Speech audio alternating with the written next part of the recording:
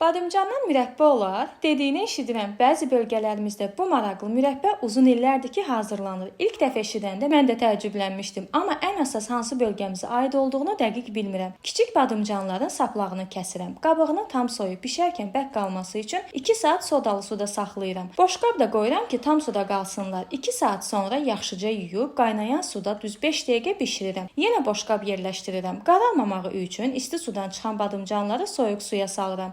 Şərbət üçün şəkər tozuna su əlavə edib ocağa yerləşdirirəm. İstiliyi çıxan badımcanları yüngülcə sıxıram. 3-4 yerdən çəngəllə dəliklər açıram. Bunu şərbəti özünə yaxşı çəksin deyə edirəm. Hazır olan şərbətə badımcanları əlavə edib yenə boşqabla örtüb yarım saat orta ocaqda bişirirəm. Sonra boşqabı götürüb limon dilimləri, mixək və vanil əlavə edib qarışdırıram. Yarım saat da belə bişirirəm. Əgər şirə salfet üzərində damcı kimi qalırsa, deməli hazırdır. Xarlanmaması üçün çay qaşığının ucunda limon duzu da atıb qarışdırıb ocaqdan götürürəm. İndi deyin görək, sizin hazırladığınız ən fərqli mürəbbə nə olub?